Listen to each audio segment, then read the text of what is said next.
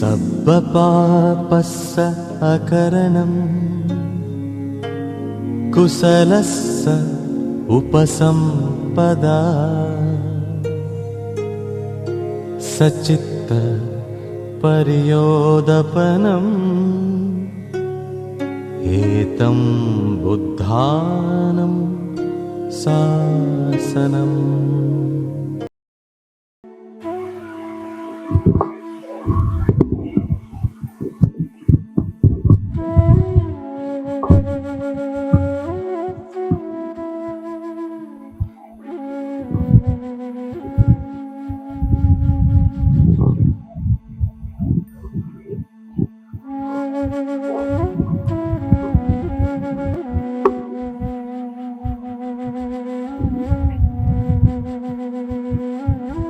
महाकारुणिक तथागत भगवान गौतम बुद्ध तथागतांचा सद्धम्म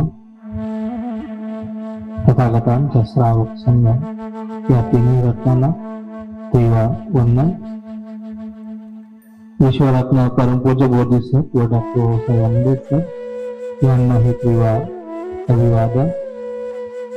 वर्षवासाच्या कालखंडाच्या निमित्ताने तिथे नित्यनेमाने येणारे श्रद्धावान उपासक उपासिका बालबालिका सर्वांच्या प्रति मंगलमैत्री मंगल कामना।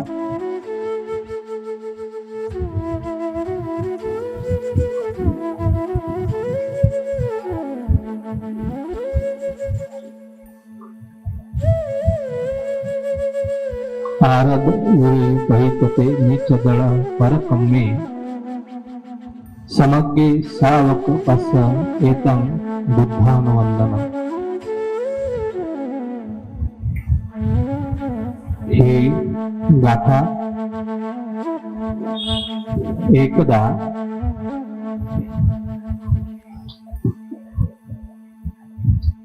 तथागत भगवान बुद्धांना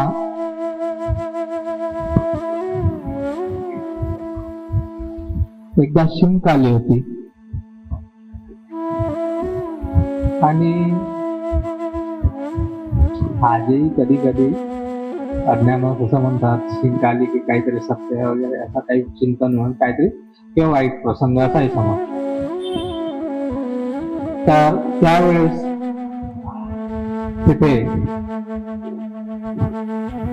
महाप्रजापती गौतमी त्यावेळेस तिथे असताना ते तथागतांना चिरंजीव होण्याच्या अजर अमर होण्याच्या साठी कामना करते की तथागत आप चिरंजीव व्हा अजर व्हा अमर व्हा।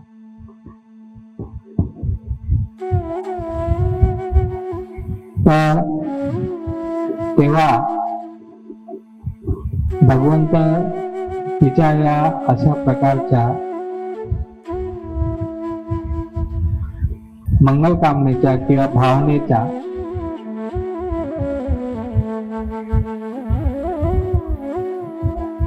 प्रति भगवान बुद्ध म्हणतात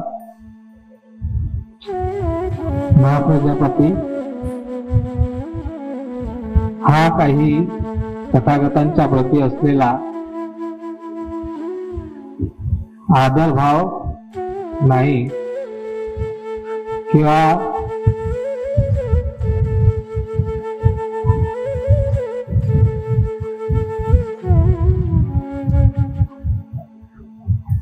जे काही तुझी श्रद्धा आहे ती खरी श्रद्धा नाही।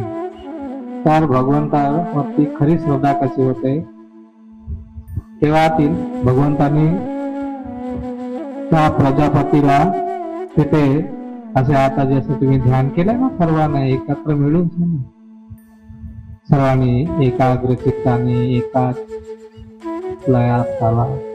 ज्या प्रकारे तुम्ही श्वासावर लक्ष केंद्रित करा स्वतःच्या श्वासावर लक्ष केंद्रित करा ध्यान केलं आणि ते ध्यान करत असताना कधी चित्तामध्ये काही आलंही असतं तर कुशल अकुशल वगैरे जे काही उत्पन्न झालं नष्ट झालं ते तुम्ही बघितलं असेल।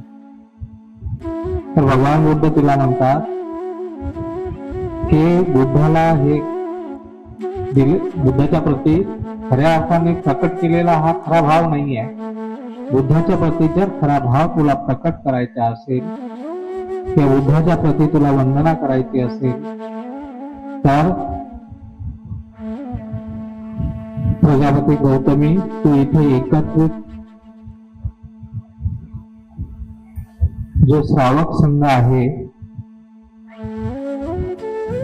जो ध्यानामध्ये संलग्न आहे,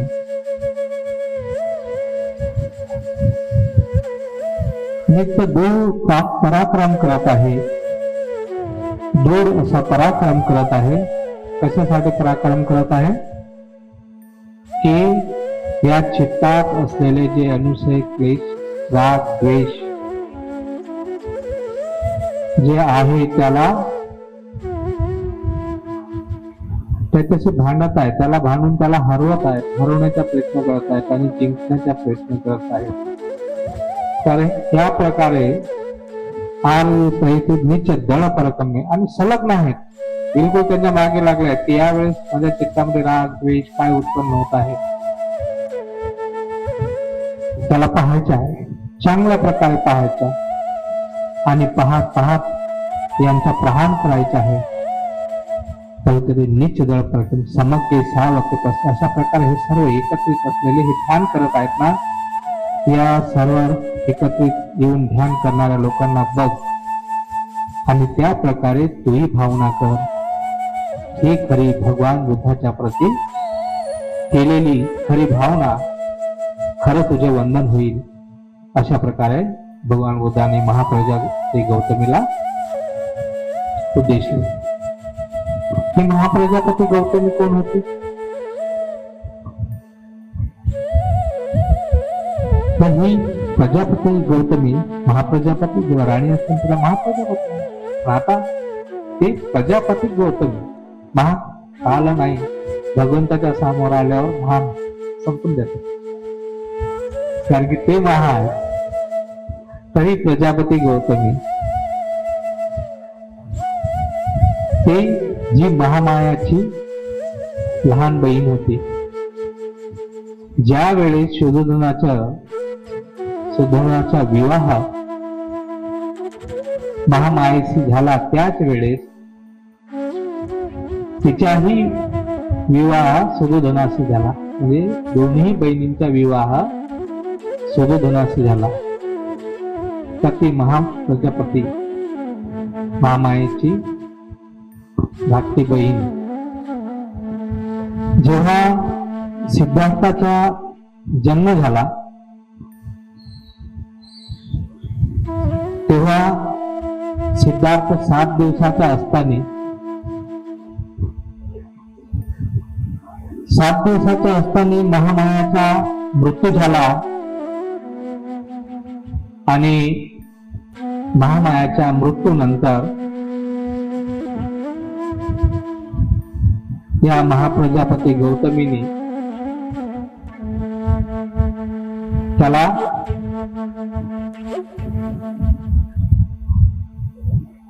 जो महाप्रजापती होती तिला एक पुत्र होता, नंद नावाचा पुत्र उत्पन्न झाला होता. तिने आपला पुत्र जी दाई असते तिला सोपवलं आणि सिद्धार्थाला आपलं दूध पाजलं. त्याचे पालन पोषण जन्म दिलेल्या पुत्राप्रमाणे तिने केला.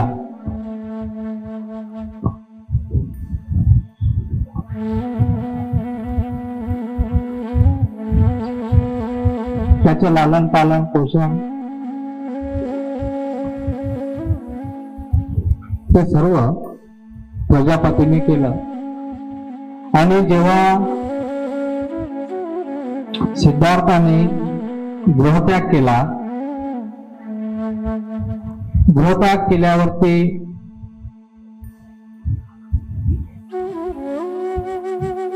त्यांनी काही वर्षांनी 6 वर्षांनंतर बुद्धत्व प्राप्त केलं. आणि बुद्धत्व प्राप्त केल्यानंतर 7 वर्षांनी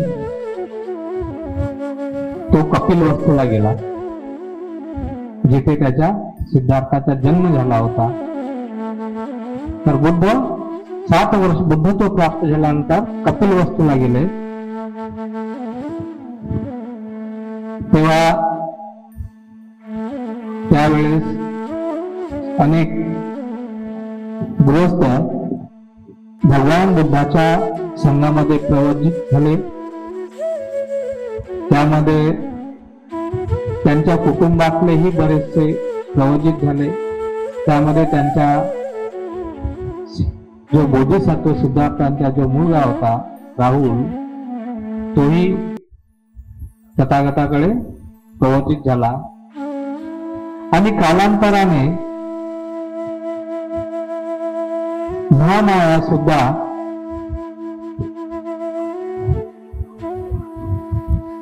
तथागताच्या भिक्खुनी संघामध्ये प्रवृत्त झाली. तेव्हा भिक्खुनी संघ बनला नव्हता.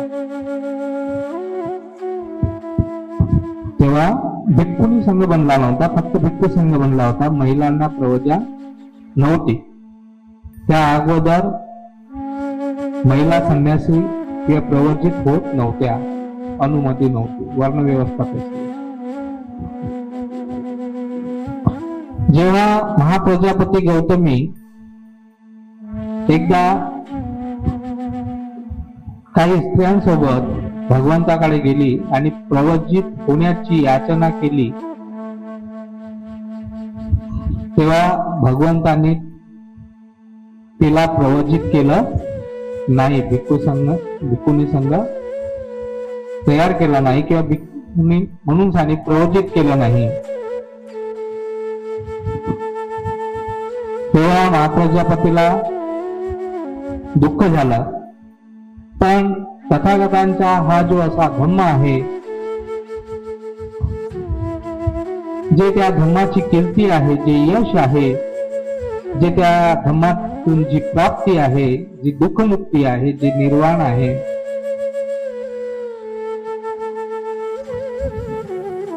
ते निर्वाण मलाही प्राप्त करायचे आहे. ते सुख मलाही प्राप्त करायचे आहे. मलाही या जीवनातून, या दुःखातून, या भवचक्रातून दुःखमुक्त व्हायचं आहे. अशा प्रकारची जेव्हा ती कामना करून भगवंताकडे गेली, तर भगवंताने तिला त्यावेळेस पहिल्यांदा प्रवर्तित केले नाही.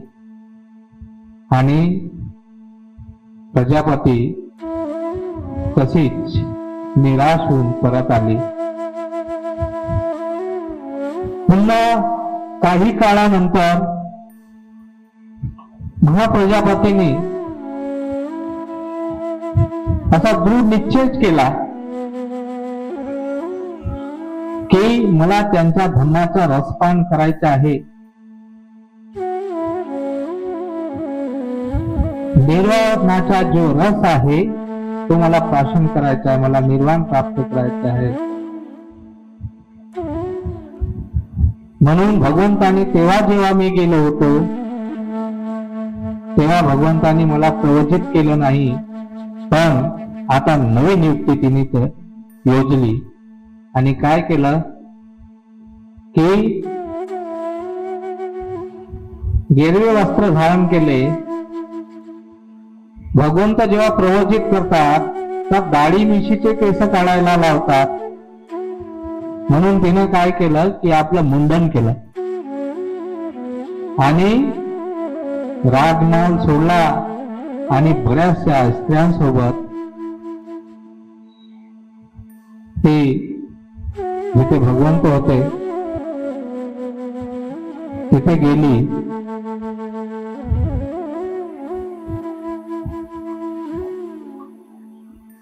म्हणजे कपिल वस्तूपासनं तर श्रावस्तीपर्यंत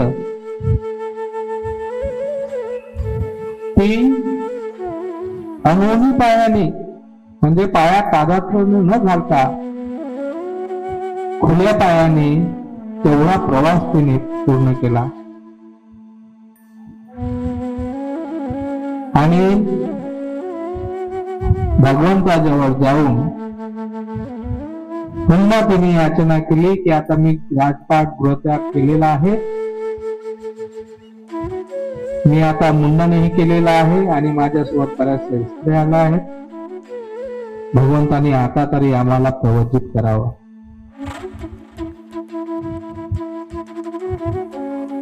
पण भगवंताने तेव्हाही तिची ती विनंती मान्य केली नाही. तीनदा याचना केल्यावरही भगवंताने तिला प्रवचित केलं नाही. तेव्हा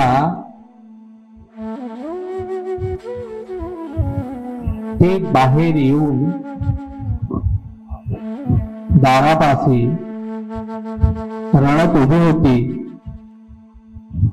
तेवढ्यात तिकडनं आनंद आला. आनंदी पाहिलं, अरे प्रजापती गौतमी तिने मुंडन केलेलं आहे, गेरो वस्त्र घातलेलं आहे, पाय धुळीने माखलेले आहेत, पायाला छाले पडलेले आहेत आणि ही दारापाशी उभी राहून रडत आहे. हा मोठा करुणावान होता आनंद. त्याला कुणाच्याही दुःखावर पटकन दया यायची. तो लवकर दुसऱ्या दुःखाने दुःखी होऊन जायचा. कारण स्वतः पण नव्हता, तो हरतो झाला. तेव्हा त्यांनी विचारलं,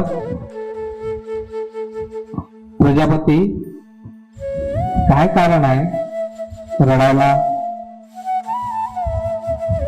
तेव्हा प्रजापतीने आनंदाला सांगितलं की आनंद म्हणते मी भगवंताकडे या 500 महिलांना घेऊन प्रवचित होण्यासाठी आलेली आहे आणि भगवंत मला प्रवचित करत नाहीये आणि मी आता गृहत्याग सुद्धा केलेला आहे. तो घरसंसार सोडलेला आहे. आता मी कुठे जायचं? आणि भगवंतही आम्हाला आसरा देत नाही, सहारा देत नाही, प्रवचित करत नाही. आणि म्हणून मी दुःखी आणि खिन्न होऊन रडत आहे. तेव्हा आनंद महाप्रजापतीला म्हणाला, माते तू तेच थांब. तेव्हा आनंद भगवंताकडे जातो, भगवंतांना 3 वेळा वंदन करतो आणि भगवंताला कथन करतो की भगवंता महाप्रजापती आलेली आहे. ते दारावर रडत आहे. तिने मुंडन केलेलं आहे. तिच्या पायाला छाले पडलेले आहेत आणि या धम्मामध्ये तिला स्थान मिळावं म्हणून याचना करत आहे भगवंता. पण आपण तिला प्रवचित करत नाही म्हणून ती खूप दुःखी होत आहे. तेव्हा भगवंत म्हणाले, आनंद म्हणाले भगवंताला की भगवंता कृपा करून आपण प्रजापतीला प्रवचित करावं. तेव्हा भगवंत म्हणाले, आनंदा हे शक्य नाहीये, हे शक्य नाहीये. तेव्हा आनंदाने तिच्यासाठी मोठा युक्तिवाद केला होता. ज्या प्रकारे एखाद्या सुप्रीम कोर्टामधला एखादा वकील कसा लढतो जजच्या समोर आपल्या क्लायंटसाठी, त्या प्रकारे आनंदने अशा प्रकारची तिची वकालत केली आणि शेवटी भगवंताला महाप्रजापतीला प्रवचित करावं लागलं. प्रवचित न करण्याची कारणे भगवंताने आनंदाला सांगितली. तो मोठा विषय आहे. पण आजचा जो विषय आहे महाप्रजापती, कशा प्रकारे महाप्रजापती आणि तिच्यासोबत येणाऱ्या लोकांना त्या महाप्रजापतीमुळे भिक्खुनी म्हणून संघामध्ये तिला सामील करण्यात आलं आणि तेव्हा भिक्खूही संघ बनला. म्हणजे हा महाप्रजापती गौतमीचे जे आज आपण भिक्खुनी पाहतो आहे, ज्या काही सामील पाहतो आहे, यामध्ये सर्वात मोठा सिंहाचा वाटा महाप्रजापती गौतमीचा आहे. आणि तिच्यामुळं आज आपल्याला भिक्खुनी संघ पाहायला मिळत आहे. आणि तिची वकालत आनंद सारख्या व्यक्तीने केली, भिक्षूने केली. त्यामुळे सुद्धा तर अशी ही महामाया प्रजापती गौतमी तथागतांनी सांगितलेला जो शील समाधी प्रज्ञेचा जो मार्ग होता, जो विपश्यनेचा मार्ग होता,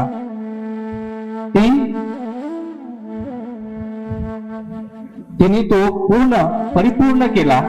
सांगितल्याप्रमाणे, भगवंताने उपदेशल्याप्रमाणे, मार्गदर्शन केल्याप्रमाणे ती लवकरच परत झाली. आणि तेच नाही, तिच्यासोबत अनेक प्रवर्जित झालेल्या भिक्षूंनी सुद्धा परत झाल्या.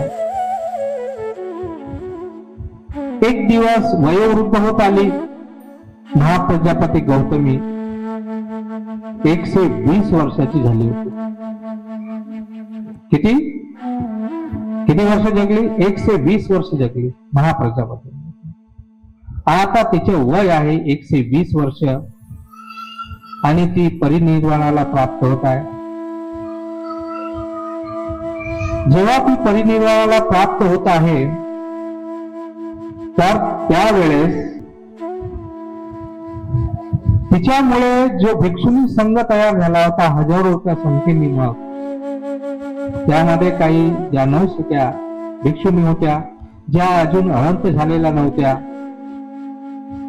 त्या रडायला लागल्या, क्रंदन करायला लागल्या, शोक करायला लागल्या, विलाप करायला लागल्या. तेव्हा महाप्रजापती गौतमी त्यांना सांत्वना देत काय म्हणते?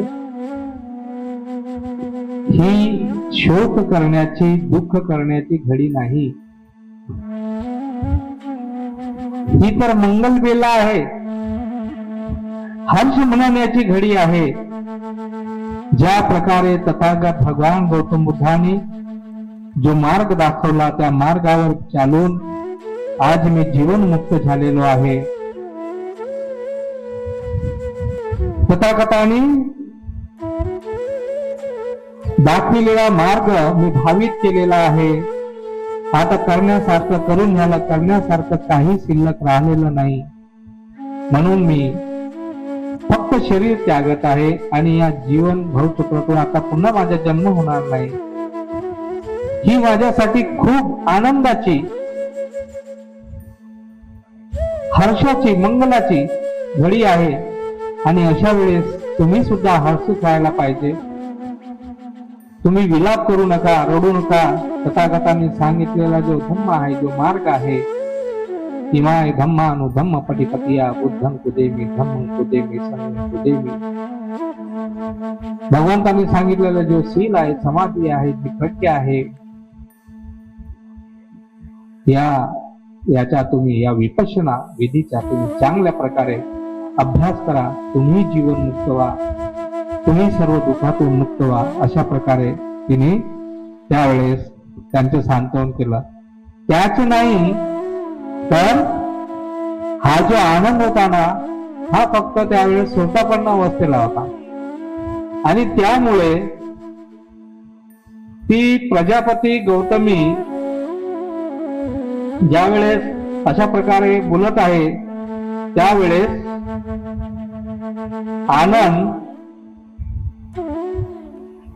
आनंद सुद्धा विलाप करत आहे, रडत आहे. कारण त्याला कळलंच नाही की खरोखरच सुखाची वेळ आहे, ही आनंदाची वेळ आहे, हे उल्हास करण्याची वेळ आहे, आनंद मनवण्याची वेळ आहे.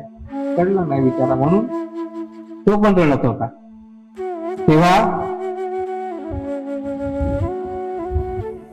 तिच्या शेवटचे शब्द काय होते? अहं सुगत ते माता तवंच वीर पिता मामा. काय म्हणते ते तथागतासाठी? कशी तिचे वचन, शेवटचे वचन कसे आहे? अहं सुगत ते माता तवंच वीर पिता मामा. काय म्हणते?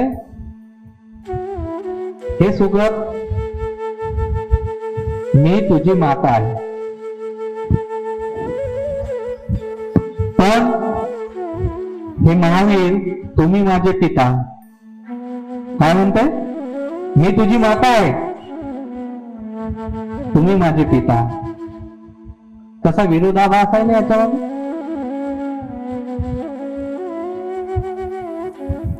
म्हणजे जो तिचा पुत्र आहे तोच आता तिचा पिता झालेला आहे.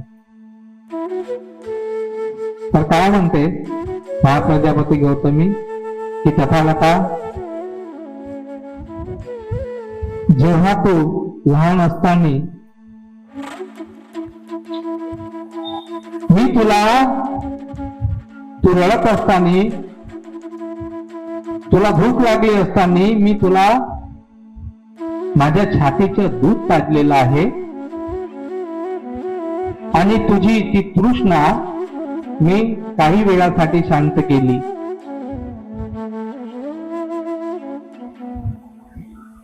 जेव्हा तू लहान होता, जेव्हा तू दूध पित होता, तेव्हा काही वेळासाठी मी माझं दूध पाजून तुला शांत करत होतो. थोड्या वेळासाठी तुझी तृष्णा शमवत होतो.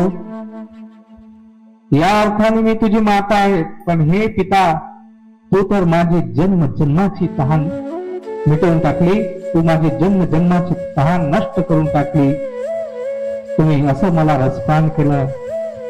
या अर्थाने तुम्ही माझे पिता आहात. आणि अशा प्रकारे हे महाप्रजापती गौतमी तथागतांच्या बद्दल आपली वंदना प्रकट करते, खरा आदरभाव कृतज्ञता व्यक्त करते. तर तथागताने महाप्रजापतीला दीक्षा देऊन तिला जीवनमुक्त केलं. तिच्यामुळे अनेक महिलांचे, स्त्रियांचे तिला, त्यांना जीवनमुक्तीचा मार्ग मिळाला. अनेक महिला, स्त्रिया त्या हरत्व पदाला प्राप्त झाल्या. दुःखमुक्ती, कायमची दुःखमुक्ती प्राप्त करून घेतली, भवमुक्ती प्राप्त करून घेतली. याच प्रकारे आपणही महाप्रजापतीच्या, तिच्याप्रती कृतज्ञता, तिच्याप्रती खऱ्या अर्थाने तिला वंदन करायचे आहे. तर महाप्रजापतीच्या या अशा प्रकारच्या गुणांना आपण धारण केलं पाहिजे. आणि आपणही बुद्धाने सांगितलेला जो सुगत आहे, ज्याने सुमार्ग दाखवलेला आहे, जो मुक्तीचा मार्ग आहे, ज्याला आपण शील समाधी प्रज्ञा म्हणतो, आपणही याचा अभ्यास केला पाहिजे. आपणही या प्रकारे या महाप्रजापतीप्रमाणे आपणही मुक्तीचा लाभ घेतला पाहिजे. अशा प्रकारची आपण सर्वांच्या प्रती मंगल कामना करतो. इथेच थांबतो. भवतु सब मंगलम, भवतु सब मंगलम.